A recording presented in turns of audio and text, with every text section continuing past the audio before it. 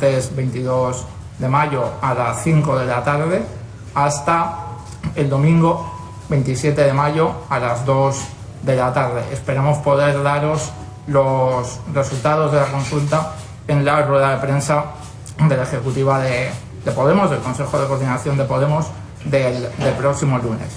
Y sin más, también queríamos pasar a comentar otras cosas que han pasado esta semana y que a lo mejor no han tenido pues el espacio comunicativo que se merecían, dada su importancia, habiendo estado ocupado buena parte de este espacio por el acoso y la persecución a la familia de dos cargos públicos en nuestro país.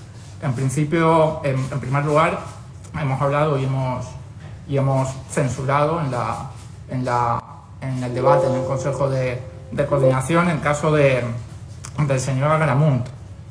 No sé si esto ha llegado a los oídos de los lectores y los oyentes de la radio y los telespectadores de la tele, pero resulta que un señor que es senador del Partido Popular y jefe de la delegación del Partido Popular en el Consejo de Europa ha tenido que dejar el Consejo de Europa porque, según dice el propio Consejo de Europa, está implicado en una trama en la que se recibía dinero y servicios de prostitución a cambio de ocultar informes de violación de los derechos humanos en Azerbaiyán.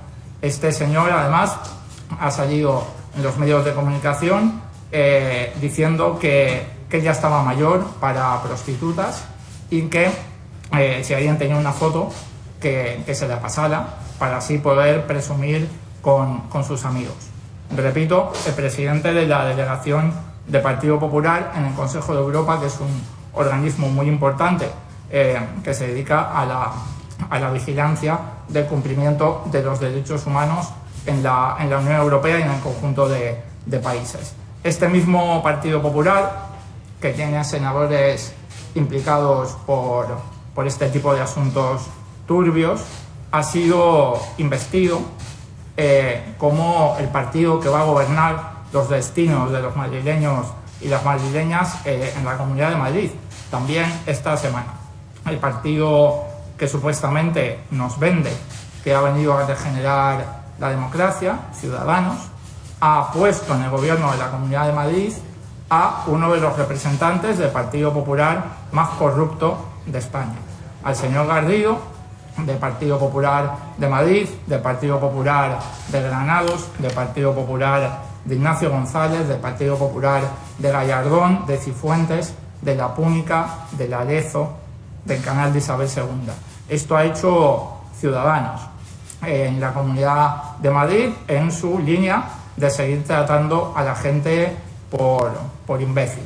Y sin más, le paso la palabra a Noelia para que os comente otros temas de actualidad que también se han debatido, aunque menos de lo que habría correspondido en la última semana. Bueno, buenos días a todos y a todas. Efectivamente, la vida sigue también en el Congreso de los Diputados y lamentablemente esta semana se van a seguir debatiendo los presupuestos generales del Estado, que posiblemente salgan muy a nuestro pesar adelante. Unos presupuestos que consolidan las políticas de recortes, que consolidan las políticas de miseria, unos presupuestos que han sido llevados a cabo por el partido más corrupto de Europa, por el partido que se ha reído en la cara públicamente de todos los pensionistas de este país, que se ha reído de las mujeres, que se ha reído de ese pacto contra la violencia de género que a nosotros y a nosotras nos criticaban por habernos abstenido y que finalmente se demuestra que teníamos la razón, que evidentemente no hay dinero, no se considera una prioridad política económica en este país y que los 120 millones de presupuestos que se le tendrían que dar por parte de estos presupuestos a las comunidades autónomas para que lleven a cabo esas medidas pactadas en el Congreso de los Diputados, pues lamentablemente no se van a dar. En este sentido, Denunciamos una vez más no solamente que sean los presupuestos de los recortes, de las miserias, que también, sino que está habiendo un bloqueo sistemático por parte del Partido Popular y de sus amigos de Ciudadanos. Diría que incluso con un partido que se hace llamar nacionalista, que es el Partido Nacionalista Vasco, para bloquear las más de 2.000 enmiendas que hemos presentado por parte de Unidos Podemos para hacer de estos presupuestos algo un poquito más justo y que se empiece a notar esa supuesta recuperación económica un poquito en la vida de la gente. Lamentablemente, ante ese bloqueo, ante esa falta de voluntad política del Partido Popular, de Ciudadanos, del PNV y diría que también del Partido Socialista a través del aliado de Pedro Sánchez, el señor Quevedo, ante esa falta de voluntad, pues la gente va a seguir saliendo a la calle. Va a seguir saliendo a la calle este fin de semana. Los colectivos sociales han convocado movilizaciones y unas marchas durante todo el fin de semana en Madrid. Se va a hacer, por una parte, una columna en el corredor de Henares, otra parte por la periferia sur. Se van a encontrar ambas columnas en Rivas y a partir de ahí, el 27, habrá una gran movilización. Esto se enmarca dentro de la campaña de los colectivos que trabajan por no más precariedad, en la que se engloban todas las formas posibles de ejercer la precariedad en este país y que, por supuesto, nosotros y nosotras desde Podemos y desde Unidos Podemos vamos a apoyar, vamos a acompañar y vamos a ir de la mano como siempre hacemos. Nada más, quedamos abiertos a vuestras preguntas.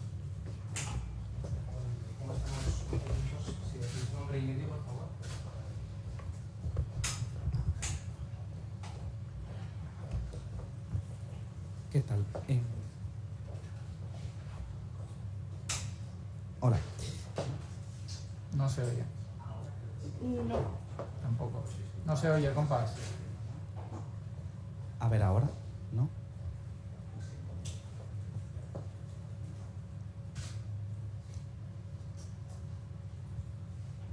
Hola. Es el micro. No, si la culpa es nuestra. Como todo.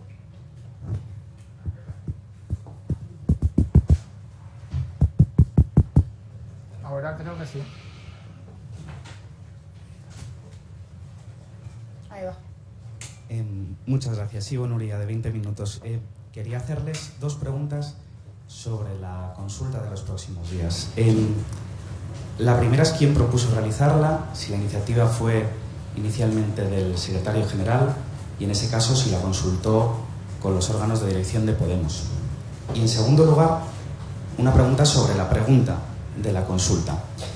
El sábado el secretario general y la portavoz parlamentaria nos dijeron que eran conscientes de que se había abierto un debate sobre su coherencia o sobre su honestidad a raíz de la compra de su nueva vivienda.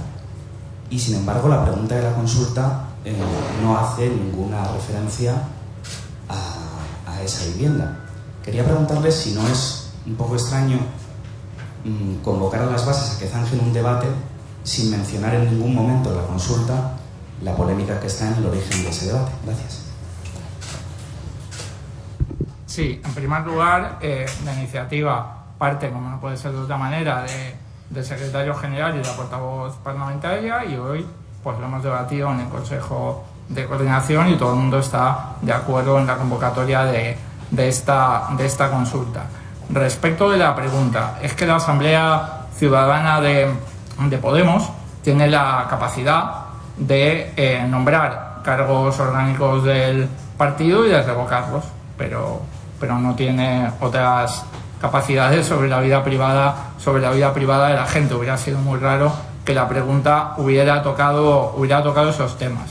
Lo que ocurre aquí es que se pone a disposición de los inscritos y de las inscritas de Podemos dos cargos: el cargo de secretario general del partido y el cargo de la portavoz parlamentaria. Por cierto, de un partido de 5 millones de votantes, por primera vez en la historia de nuestro país. Ya nos gustaría que otros partidos hicieran lo mismo. Y el motivo por el que se pone estos cargos a disposición de los inscritos y las inscritas es porque, bueno, pues hay quien ha suscitado dudas sobre la credibilidad de Pablo Iglesias y de Irene Montero. Hay incluso quien ha sugerido que las bases de Podemos no quieren, ¿no?, que sigan siendo cargos públicos, como los cargos públicos En Podemos no los ponen las cloacas del Estado, como no los pone los quita el señor Eduardo Inda, sino las bases de Podemos. Pues lo que se ha decidido es preguntar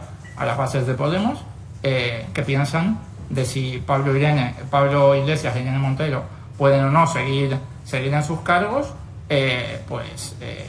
con lo que son, con su hipoteca, con su manera de ser, con su manera de entender la política y con su forma de querer cambiar este país. Haber preguntado por cualquier otra cosa no hubiera tenido excesivo sentido desde mi punto de vista.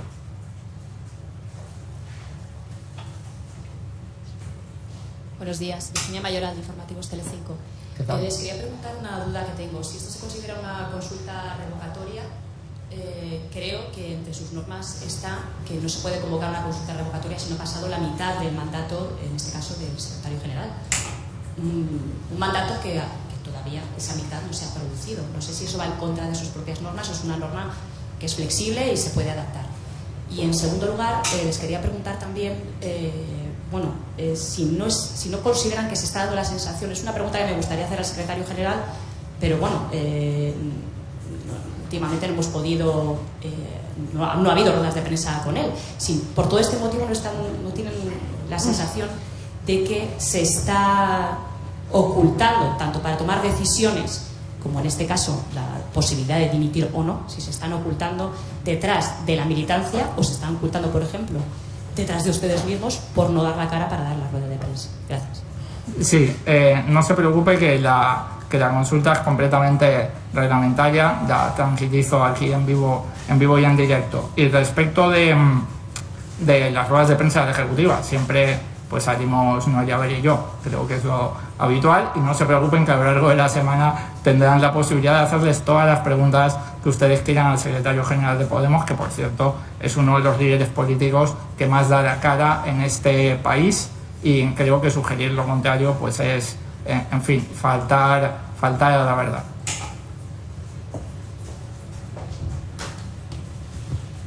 Hola, buenos días. Sato Díaz, de Cuarto Poder. ¿Va a haber auditoría externa para la consulta? ¿Qué empresa la va a hacer? ¿Y qué presupuesto destina la Secretaría de Organización para esta consulta?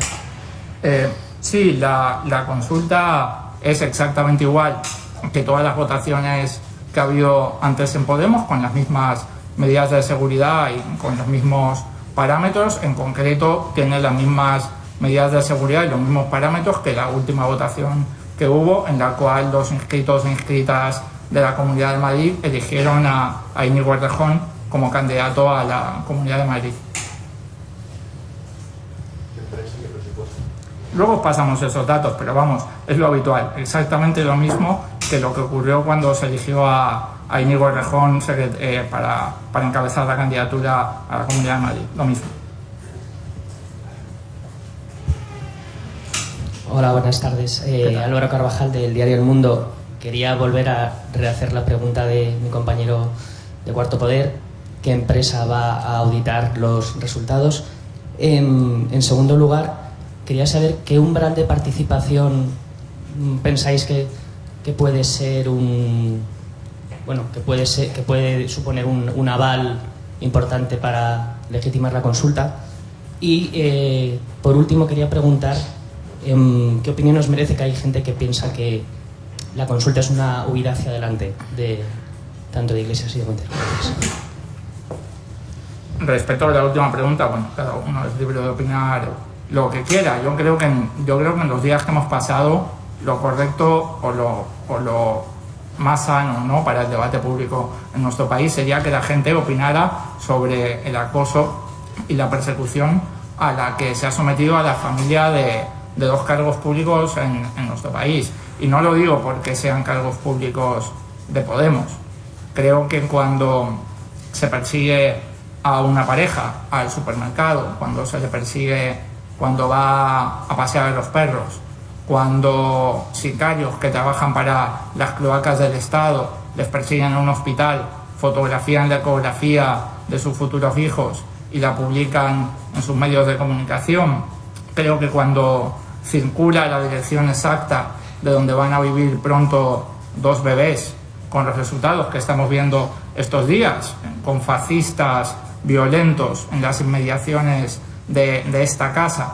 Creo que cuando se ponen fotos de los padres de cargos públicos en los medios de comunicación, cuando se ponen los patrimonios de los padres en los medios de comunicación, cuando se persiguen a trabajadores de Podemos al gimnasio, como hemos sabido que ha ocurrido en las últimas horas, creo que estamos traspasando límites periodísticos y límites de ética y límites de salud democrática que corren el riesgo de convertir al periodismo en nuestro país en un cenagal, y creo que corren el riesgo de convertir a nuestra democracia en una democracia peor, propia de otras épocas y propia de otros países.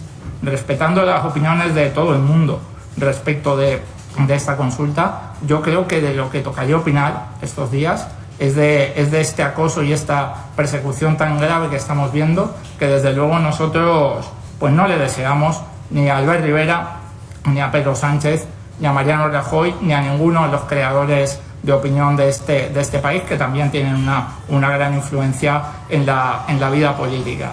Respecto de los detalles de la consulta, la verdad es que no recuerdo los detalles técnicos, lo consulto con los equipos y os lo pasamos, pero vamos, supongo que los tenéis de anteriores consultas, son exactamente los mismos que los que se aplicaron en consultas anteriores, como por ejemplo la que hizo candidato a la presidencia de la Comunidad de Madrid a Íñigo Errejón.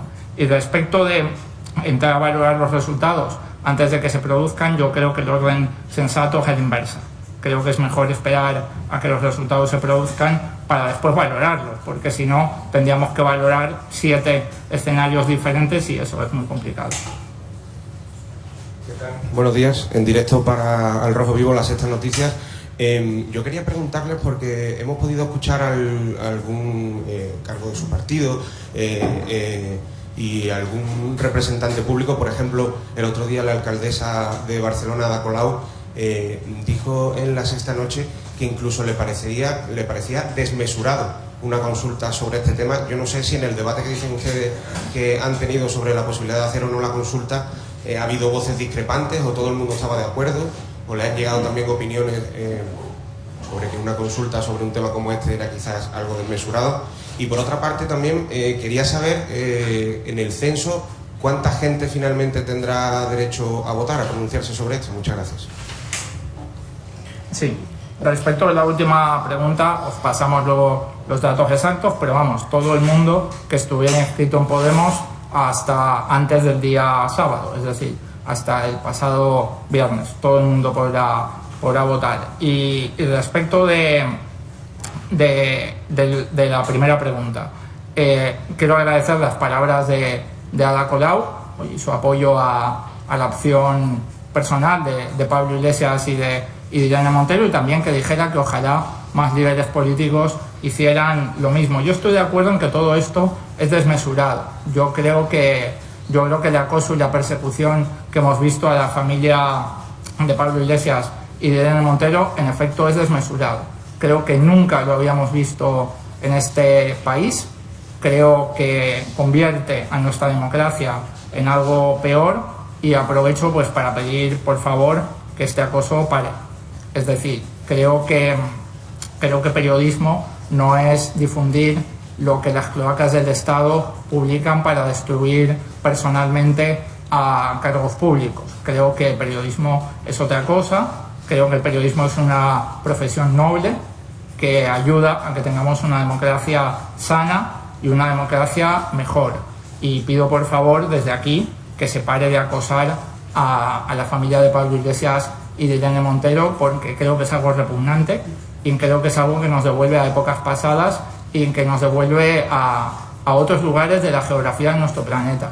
Creo que España es un país moderno que debería estar por encima de este tipo de prácticas mafiosas y repugnantes.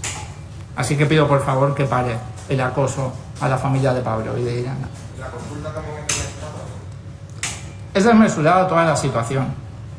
Creo que nadie de los que estáis aquí habíais visto algo igual. Creo que nadie habíais visto fascistas violentos rodeando la casa de cargos públicos. Creo que nadie de los que estáis aquí habéis visto la ecografía de una portavoz parlamentaria de un partido de 5 millones de votantes rulando por los medios de comunicación. Creo que nadie habíais visto a grupos fascistas reenviando la dirección exacta de una casa donde van a vivir 2 bebés. Creo que nadie de los que estáis aquí había visto nunca la foto de los padres y el patrimonio de los padres de 2 cargos públicos cuando un cargo público se ha comprado una casa. Creo que es todo muy desmesurado, creo que es repugnante, creo que esto se llama acoso y se llama persecución y pido por favor que pare. Pido desde aquí que pare, le pido a los medios de comunicación y a los partidos políticos que sean responsables, que no permitan que las cloacas del Estado y los tabloides de ultraderecha marquen la agenda pública en España, impidan que se hable de los temas importantes y acosen a la familia de cargos públicos en nuestro país. Creo que es enormemente peligroso continuar por esta vía, no solamente para las familias de Pablo y Irene, sino también para nuestra democracia y para el prestigio del periodismo en nuestro país. ¿Qué tal? Buenos días. ¿Qué tal? Miriam Muro, de Libertad Digital. 2 preguntas. La primera, ha dicho que en la Ejecutiva todos estaban de acuerdo con esta decisión. Me gustaría saber si hoy ha estado la Ejecutiva al completo o ha faltado algún miembro en esa reunión. Y segundo, la empresa Ahora Voting fue la que supervisó las primarias de Íñigo Errejón. Me gustaría saber si va a ser esa misma empresa la que supervise esas primarias. Muchas gracias. Sí, como le digo, los parámetros de seguridad de las votaciones de Podemos, que son las más seguras de este país, aunque se pongan permanentemente en duda. Esto no es la primera vez que nos ocurre, aunque luego los que publicaron aquellas mentiras se tuvieran que tragar sus palabras, son puestas en duda habitualmente cuando hay una votación, pero sin embargo son siempre las mismas, con pequeñas variaciones que ya os comentaremos, es que las hay, y son las mismas que ha habido en la consulta por la confluencia con Izquierda Unida, las mismas que ha habido en Vista Alegre 2, las mismas que ha habido en la última votación en la que Íñigo Errejón fue elegido candidato a la presidencia de Madrid. Y en la Ejecutiva no ha venido todo el mundo, es habitual que falte gente y si queréis luego os pasamos una lista de la gente que está. Sí, ¿qué tal? Bueno, soy Kiko Rosique, de Media. Quería preguntar si después de esta compra, perfectamente legítima por lo demás, podrá repetir Podemos su polarización del 1% frente al 99% sin cambiar de bando. Y por otro lado, quería preguntar si que la pregunta se centre en la continuidad y no en el sale como tal, pregunta por ahí, no puede trasladar la impresión de que para Pablo Iglesias y Irene Montero, una opción de vida legítima también, no les importa ahora más su vida privada que su vida política. Gracias.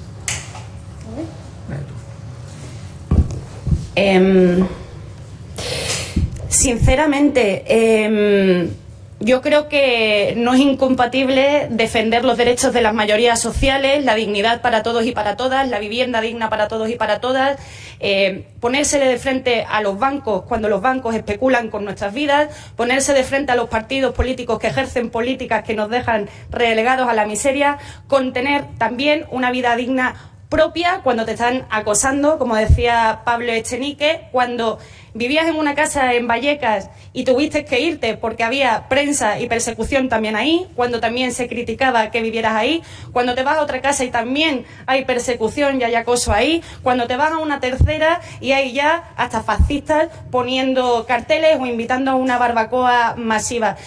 Sinceramente, creo que estamos en nuestro pleno derecho y que la incoherencia es hacer cosas como, por ejemplo, decir que no vas a votar en la investidura a Mariano Rajoy y luego hacerlo. Lo incoherente es llamarse socialista y luego votar con el Partido Popular el 135 para relegar a las cunetas a las mayorías sociales. Hay un montón de incoherencias de las que podríamos hablar, pero sinceramente creo que estamos en todo nuestro derecho, en toda nuestra capacidad política para ponernos de frente a los bancos, ponernos de frente a los partidos de gobierno que especulan con la vida de la gente y con todas las políticas que nos llevan relegando durante muchísimos años a la miseria a las mayorías sociales.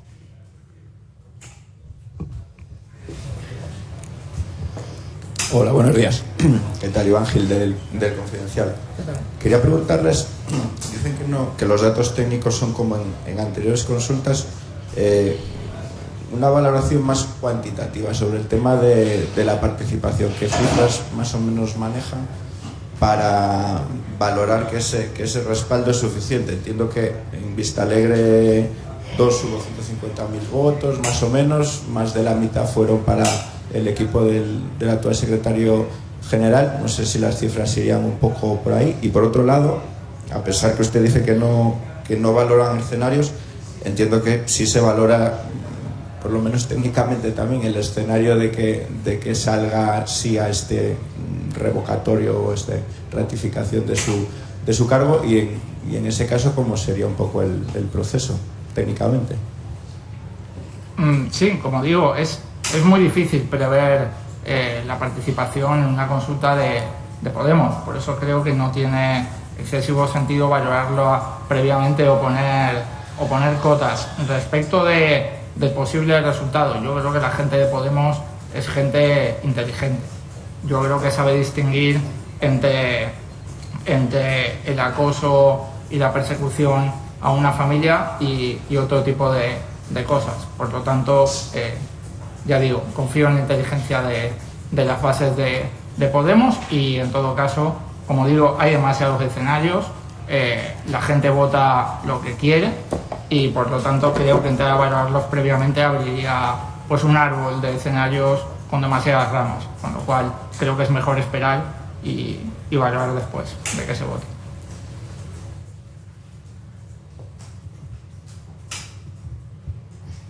Hola, buenos días. Ana Fernández, de Europa Press.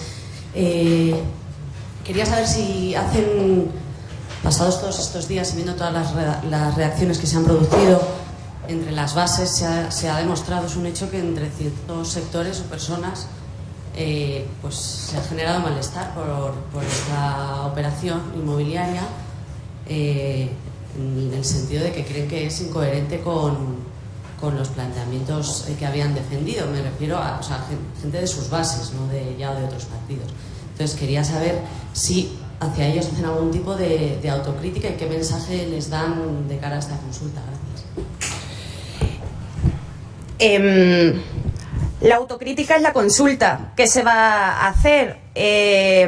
Lo estamos diciendo claramente. De hecho, Pablo Iglesias e Irene Montero el otro día, cuando salieron a esta misma rueda de prensa, lo dijeron claramente. Si lo que se está poniendo en cuestión es la credibilidad que ambos tienen para seguir ejerciendo su cargo, sus cargos no son suyos, ni los nuestros son nuestros. Nuestras responsabilidades políticas, nuestra representación pública es la elección de los inscritos y de las inscritas de esta formación, y ellos son los que tienen el poder de decidir, no solamente de opinar, sino de decidir. Por eso hay una consulta abierta, porque creo que es lo más coherente en una formación política en la que llevamos diciendo desde el principio, tanto en nuestro código ético como en cualquier campaña electoral, podéis tirar también para eso de hemeroteca, se dice una y otra vez que nuestros cargos están al servicio de la militancia de este país. Insisto, no creo que haya un problema de incoherencia aquí. Para mí la incoherencia es llamarte Eduardo Inda y decir que eres periodista. Para mí la incoherencia es ser presidente del gobierno y que aparezca tu nombre con un M. Rajoy en los papeles de la corrupción de Bárcenas. Para mí incoherencia es decir que no se va a hacer presidente a Mariano Rajoy y finalmente traicionar a tus bases y decir que sí. Yo creo que aquí no hay un problema de incoherencia. En todo caso, se admite, se entiende que hay opiniones de todo tipo dentro de nuestra propia formación, y nuestra propia formación decidirá si Pablo Iglesias e Irene Montero están capacitados con sus decisiones personales, con su forma de ser, tal y como son ellos, para seguir ejerciendo su responsabilidad pública y dentro de esta organización, o si no lo son. Y depende de ellos, ¿no? Que de eso se trata la democracia y se trata también la nueva política. En todo caso, denunciar una vez más lo que para nosotros es fundamental. Esto es una campaña orquestada por las cloacas del Estado con una cara muy visible al frente de todo ello, que es Eduardo Inda. Esto sale de algo, no sale de la nada, no viene de la nada, ¿no? No es casualidad que cuando te dan segundos en las encuestas del CIS, al día siguiente se empiece a montar esto, que efectivamente debería haber sido un debate mucho menor, no ocupar 8 páginas en un periódico, no generar este tipo de debate sobre la vida personal o no de alguien. Sinceramente, cuando te persiguen al hospital, cuando te persiguen en tu vida normal para pasear a los perros, cuando están persiguiendo, por el amor de Dios, a trabajadores de esta formación política que no son representantes públicos de nadie, a su gimnasio, a su vida diaria, para ver qué pueden sacar. Cuando todo eso pasa, cuando se publica la vida personal de tu familia y no tuya como representante público, aquí tenemos un problema de acoso fuerte, y tenemos un problema de acoso que hoy está encima de Pablo Iglesias y de Irene Montero, pero es que mañana podrá estar en manos de cualquiera y encima de cualquiera.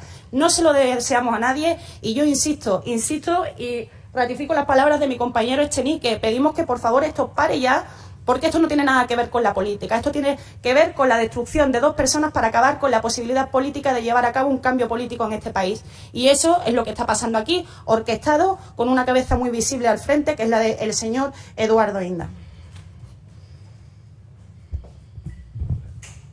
Hola, ¿qué tal? Buenos días. ¿Qué tal? Quería ver, le estamos preguntando por detalles técnicos y dice que no lo va a pasar luego, pero a lo mejor el número el censo exacto con el que se cerró el viernes a medianoche. A ver si lo tengo en algún grupo y os comento. Y no lo puedo decir, por lo menos para poder dar un dato. Si creo que lo tengo en algún grupo de Telegram. Lo quería. Ha dicho el señor Echenique que Pablo Iglesias tomó la decisión de convocar la consulta, la anunció el sábado y que hoy se ha debatido en la ejecutiva. No sé si el orden de los factores es el adecuado. Quería que me confirmara que la consulta con la ejecutiva se ha hecho a posteriori del anuncio. Y en cualquier caso, en el debate que se haya producido hoy en la ejecutiva, quería saber si, más allá del respaldo que dice que ha sido unánime a la consulta en sí, si se ha producido algún debate sobre el hecho de la compra del Challenge, es decir, sobre la primera parte de todo lo que está ocurriendo, si tanto el secretario general como la portavoz parlamentaria o alguno de los dirigentes del partido han reflexionado, han hecho una reflexión a favor o en contra de la compra del Challenge. Y por último, para no perder la costumbre, me voy a salir del tema, les pido perdón. Gracias. Quería saber cómo van esas conversaciones con Izquierda Unida y si en algún momento de este mes de mayo vamos a ver ese acuerdo que llevan anunciando semanas que está a punto. Gracias. Vale, respecto del censo, me confirman que son 487.772 inscritas de Podemos, los llamados al voto, 487.772. ¿Vale? Esa es la cifra exacta. Respecto del orden de los factores, el secretario general de Podemos tiene capacidad de convocar una consulta. Es un órgano unipersonal capaz de convocar una consulta, pero añado que hoy se ha debatido en la ejecutiva y a todo el mundo le parecía bien. Respecto de si ha habido debate sobre el asunto en cuestión, pues claro que los ha habido. La gente de la ejecutiva está conmocionada por el nivel de acoso y persecución que está sufriendo la familia de Pablo Iglesias e Irene Montero. Estamos preocupados por su seguridad, porque en estos momentos hay fascistas violentos en las inmediaciones de la casa, al calor de las publicaciones de las cloacas del Estado, y claro que se ha debatido y hay un profundo sentimiento de conmoción y de estupor frente al nivel de acoso al que se ha llegado. Nosotros no imaginábamos que en este país podía llegar a pasar esto. No lo habíamos visto nunca, y el nivel de traspaso de intimidad y de persecución a la familia de Pablo y Irene es es terrible. Además, somos conscientes de que cualquiera que estuviera al frente de Podemos puede sufrir este mismo acoso, y eso creo que bueno, pues es un mecanismo, supongo, para meter miedo a la gente corriente que se mete a política para intentar cambiar las cosas. Estamos muy preocupados, estamos alucinando con el nivel de acoso al que se ha llegado, y estamos preocupados, por supuesto, por su seguridad. Como digo, en la casa donde van a vivir sus hijos, ahora mismo en las inmediaciones hay fascistas violentos, hay partidos fascistas como Vox llamando a que se les acose en su casa. Por cierto, si fuera una organización privada no podrían estar en las inmediaciones de su casa, es una casa normal, que está en una calle normal, y por eso puede haber fascistas en la puerta de su casa. Si fuera un chalet de lujo o una urbanización privada, no podría haber fascistas en la puerta de su casa como hay ahora. Y respecto de la última pregunta, la cual agradezco, parece mentira que esta última semana nos hayamos podido dedicar a otra cosa, pero el hecho es que lo hemos conseguido. Hemos avanzado un poco con los compañeros de Izquierda Unida y de ECO. Ayer mismo hablaba con mis homólogos de ambos partidos. Esta misma mañana nos escribíamos por el chat el secretario de Organización de Izquierda Unida y yo mismo, y seguramente en los próximos días intentaremos reunirnos. Es verdad que con esto que se ha montado, pues tenemos las agendas un poco más complicadas, pero la cosa avanza bien, y yo creo que en breves días os podemos comunicar algún tipo de acuerdo. Solo me preguntaba no por lo que ha ocurrido, digamos, a raíz de la publicación de la información de la compra del chalet, que nos lo ha dejado claro, sino si durante el debate en la ejecutiva se ha hablado del hecho que desata toda la información, o sea, de la información original de la compra en sí del chalet. Si Pablo Iglesias, Irene Montero o alguien de la ejecutiva ha hecho un análisis a favor o en contra de la compra en sí del chalet. No, y yo creo que es lógico que no se haga, porque creo que hablar de Euribor variable o fijo, creo que hablar del patrimonio de tus padres, o que creo que hablar de los metros cuadrados del jardín cuando están acosando a una familia y publicando ecografías en los medios de comunicación, y cuando tienes a fascistas violentos en la puerta de tu casa, pues creo que es un debate pues un poco extraño. Si a mi familia la estuvieran acosando como están acosando a la familia de Pablo y de Irene, la verdad es que yo lo que sentiría y lo que hablaría es sobre todo, bueno, pues de la preocupación y del estupor frente a este acoso, y es este el debate que se ha producido en el Consejo de Coordinación, bueno, pues porque afortunadamente el Consejo de Coordinación de Podemos está formado por personas decentes. Hola, buenos días. Raquel Tejero, de OK Diario. Bueno, lo primero que les quería preguntar es que, bueno, como se han referido a compañeros míos como sicarios, me gustaría saber a qué se refiere exactamente con ese término de sicarios, ya que me parece un poco fuerte. Sí, yo se lo explico. Y lo segundo es que ¿no les parece a ustedes que es una noticia que un líder de un partido que hace pocos años decía que el rollo de los políticos que viven en chalets y se aíslan no le gustaba, y ahora de repente se compra un chalet de casi 600.000 euros? ¿No creen que es noticia? Y aparte de eso, usted ha dicho que es una casa normal. Si esto es una casa normal, ¿qué le parece a usted una casa de lujo? ¿Cuál sería para usted una casa de lujo? Para que lo sepan los españoles, porque si esta casa de casi 600.000 euros no lo es, ¿qué sería una casa de lujo? Gracias. Sí, respecto a la última pregunta, yo creo que, no sé, a lo mejor habría que ver las casas de los demás líderes políticos y descubriríamos lo que es una casa de lujo y podríamos comparar. Respecto de lo que es noticia o no lo es, no voy a entrar, yo tengo mis opiniones, cada cual que decida qué es noticia y qué no. Yo creo que la precariedad de la gente en este país, que las pensiones de miseria que están cobrando los mayores, que la ley de dependencia que deja tirado a un montón de gente, que el precio de los alquileres, por cierto, que tiene mucho que ver con la vivienda, por cierto, en Madrid esté por los cielos por la especulación urbanística. Hace poco sabíamos que los pisos que vendió Ana Botella a los fondos buitre se habían revalorizado un 400% en Madrid. Yo diría que eso es noticia, pero esto es una opinión de una persona que no es periodista. Creo que creo que os corresponde a los periodistas decidir qué es noticia y qué no lo es, y en que cada uno asuma pues su protocolo, ¿no?, para decidir qué es una noticia y qué no lo es.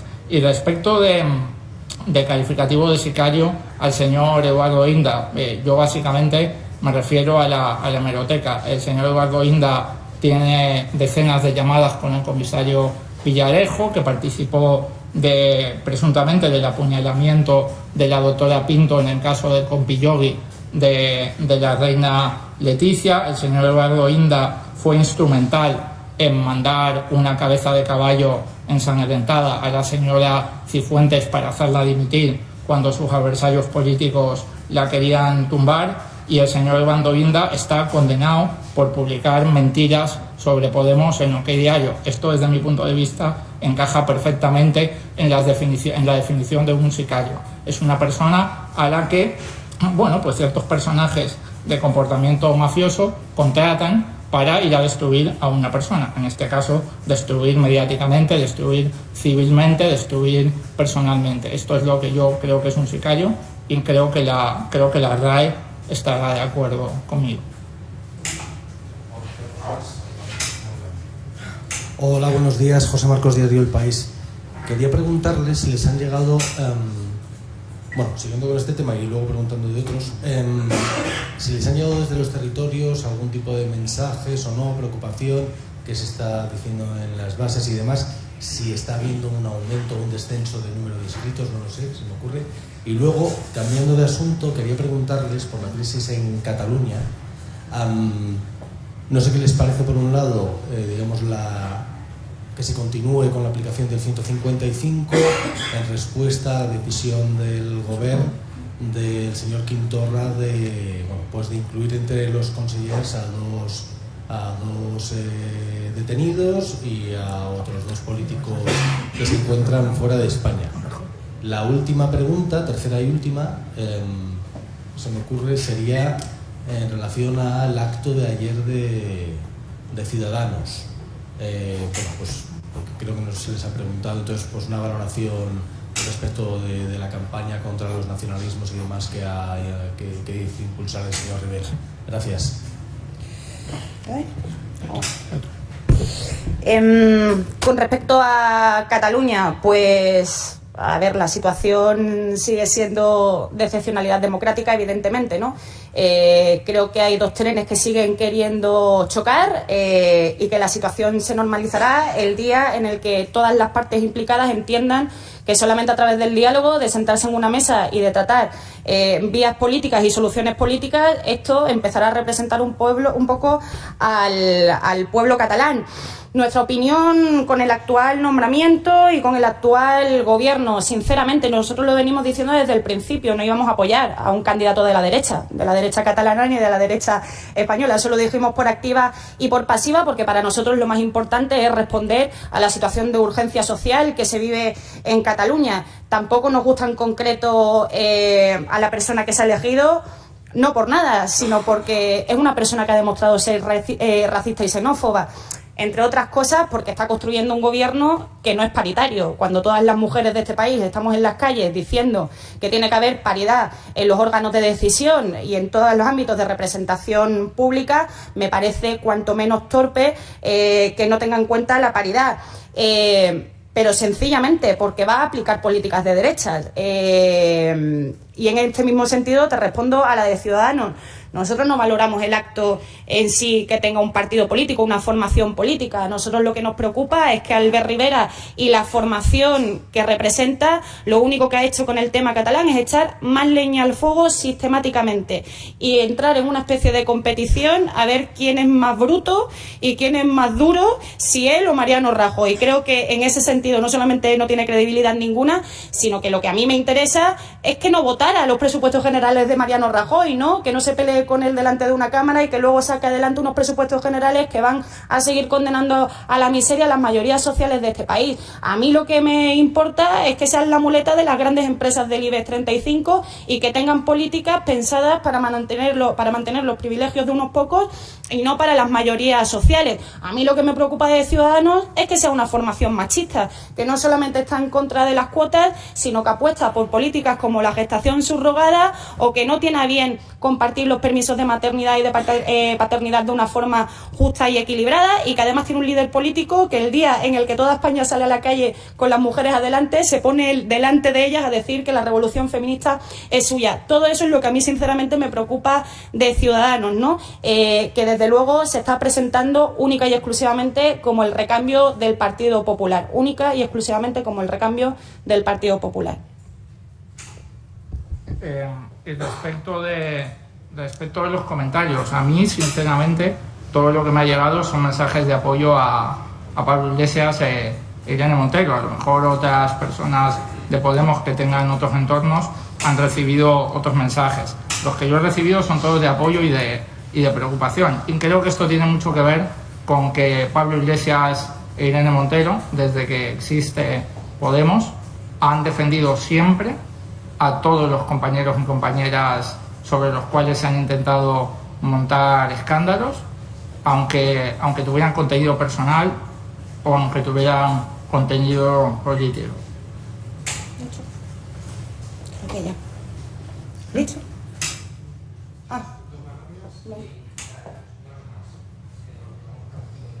Hola, buenas tardes. Ana Cabanillas, de El Independiente. Yo quería insistir por dos detalles técnicos de la consulta. Simplemente en la última consulta lo hizo Agora Voting por confirmar, porque ha habido consultas en las que lo ha hecho la consultora externa de Agora Voting y otras en las que no. Entonces lo va a hacer esta consulta. Por otra parte, me gustaría saber cuánto va a costar esta consulta, que me decía que era como en consultas anteriores, no sé qué presupuesto aproximado han tenido otras votaciones de este tipo. Y después quería preguntarle también, el fundador de Podemos, Juan Carlos Monedero, ha dicho que a lo mejor se cometió un error a la hora de medir el impacto de la compra de Estel. Entonces yo me gustaría saber si se ha valorado a nivel interno el posible error del impacto que iba a tener, o si ha habido algún tipo de autocrítica, como también le preguntaban antes. Y ya por último, y la consulta, se da por entendido que se ha zanjado el debate sobre la coherencia con esta consulta, en el caso de que las bases respalden a los líderes de Podemos.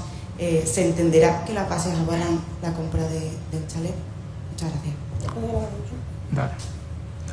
Bueno, a las dos últimas, que era la de la coherencia, y la anterior sobre lo que decía Juan Carlos Monedero. Vale. Sinceramente, lo que se reconoce y lo que Pablo Iglesias e Irene Montero reconocen cuando salen aquí a anunciar la consulta es que se ha abierto un debate. Es que eso era lo que nosotros no nos esperábamos que fuera a pasar en la vida, pero es que yo creo que ni si nos pasa a alguno de nosotros, de nuestros compañeros, y que tampoco se lo esperaría a Albert Rivera si le pasa a él, ni Mariano Rajoy si le pasa a él, ni cualquier cargo público o líder de opinión que también generan, que generan también la democracia de este país. Es que ¿cómo te vas a esperar que la compra de una casa acabe generando el mayor debate político de este país? 4 días trending topic en las redes sociales, 8 páginas dentro de un periódico hablando sobre las características, que se publiquen las fotos, que no sé cómo se han conseguido, las fotos del anuncio del interior de la casa con los muebles del anterior inquilino, de los anteriores propietarios, que se convierta todo esto en una persecución que acabe con fascistas alrededor de tu casa, o con convocatorias en Twitter o comentarios en Twitter de propias asociaciones de la Guardia Civil con una opinión cargada, yo creo que de odio. Sinceramente, cuando se produce todo eso, ¿cómo te vas a esperar que esa sea la reacción a la compra legítima de una casa? En todo caso, independientemente de todo este debate, lo que hay es una consulta que, insistimos, son los propios inscritos y las propias inscritas las que tienen que tener la capacidad de decidir si un cargo público, siendo como es, con las decisiones personales que toma, con la actitud que tiene, cómo hace su trabajo, tiene la capacidad para seguir representándoles públicamente o no, pero que esto no es una cosa que nos hayamos inventado nosotros ahora, que viene en nuestro código ético, que hemos dicho por activa y por pasiva en todas las campañas electorales, en todos los mítines, en todos los encuentros públicos que hemos tenido, que nuestros cargos públicos están a disposición de la militancia, que son quienes ponen ahí. Reconociendo que hay un debate, pues se somete a consulta y ellos decidirán si se quedan, si están capacitados y tienen credibilidad para poder seguir, o si no. Independientemente de eso, nosotros seguimos haciendo nuestro trabajo, que es a lo que vinimos. Si nos preguntas por si se ha cerrado el tema o el debate sobre la coherencia o la incoherencia, volvemos a repetir. Para nosotros y para nosotras lo incoherente es presidir este gobierno y aparecer como M. Rajoy en unos papeles que se demuestran que estás dentro de casos de corrupción. Para nosotros incoherente es autodenominarte periodista y llamarte Eduardo Isna. Y para nosotros incoherencia es llamarte socialista y acabar uniéndote con el Partido Popular para investir a Mariano Rajoy o para cambiar el 135. Esas son las incoherencias que a nosotros nos importa, que son las políticas. Esas son las que a nosotros nos importa. Todo lo demás, la consulta dirá y el resultado dirá. Sí, a mí me gustaría también añadir que incoherencias tenemos todos. Yo estoy seguro que este tablet pues tiene coltán, ¿no? Porque todos los tablets tienen coltán, o todos los teléfonos móviles tienen coltán, y el coltán se saca de minas en países en conflicto en África, ¿no? Eso nos invalida como fuerza política que viene a cambiar las cosas. Yo creo que no. Yo creo que el argumento de no se puede votar un partido de izquierdas y tener iPhone, creo que es un argumento, además de reaccionario, creo que es un poco cuñado. Entonces yo creo que todo el mundo vivimos con contradicciones personales. Lo que no es habitual es que las supuestas incoherencias de alguien aparezcan durante una semana entera en los medios de comunicación, además acosando a su familia de una manera repugnante. Creo que eso es lo distinto que estamos viendo ahora, no que Pablo Echenique tenga un tablet en el que hay coltán y por lo tanto no pueda defender la paz en África, ¿no? Creo que es eso de lo que estamos hablando. Y respecto de la consulta, hay dos maneras de hacer una consulta, con que la lleve a cabo una empresa externa o que la lleve a cabo Podemos y la auditen empresas externas. Hemos hecho los dos tipos de consultas. El primer tipo es más caro y es más lento, y el segundo tipo es más barato y es más rápido. Dada la urgencia de esta consulta, porque evidentemente no tenemos ningún interés en que se siga sin hablar de las pensiones o de la corrupción del Partido Popular o de la ley de dependencia o de la brecha salarial entre mujeres y hombres, pues queríamos que esta consulta se pueda votar pronto, y además queríamos gastar pues la menor cantidad de recursos posibles. Por lo tanto, el formato de esta consulta, como de tantas otras, será que lo llevará a cabo Podemos, auditado por una empresa externa, como ya hemos hecho muchas veces con anterioridad. Y respecto del presupuesto, no lo sé todavía, porque se sabe al acabar, porque depende de cuánta gente vote. Por ejemplo, se mandan SMS y para ahorrar dinero se mandan a la gente que no ha votado todavía, y eso no se sabe hasta que la gente no va votando, con lo cual sabremos cuánto ha costado al final y os lo contaremos como hacemos siempre.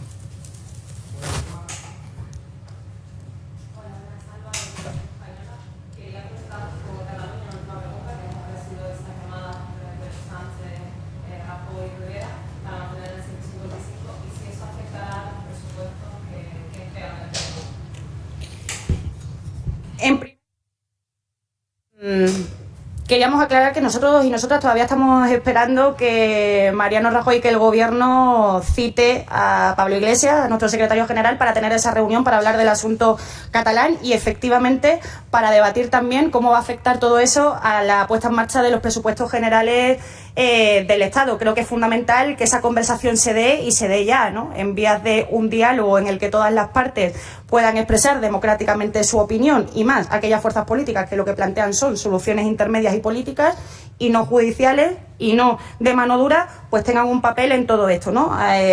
Estamos a la espera de esa llamada y nos importa más eso que las conversaciones que estén teniendo todos los demás por su lado. La aplicación y la continuidad del 155. Igual que decimos que no nos gusta este gobierno, que no nos gusta por su carácter xenófobo, racista y porque van a aplicar políticas de derechas exactamente igual que lo haría Ciudadanos, que lo haría el Partido Popular, tampoco nos parece legítimo ni nos parece bien la continuidad del 155, que lo que hace es alargar una situación de conflicto en la que parece que ninguna de las partes quiere acabar, que al final es lo que se está demostrando. Ninguna de las partes tiene ningún interés en que esto llegue a una solución democrática y ninguna de las partes es representativo de la mayoría del pueblo catalán.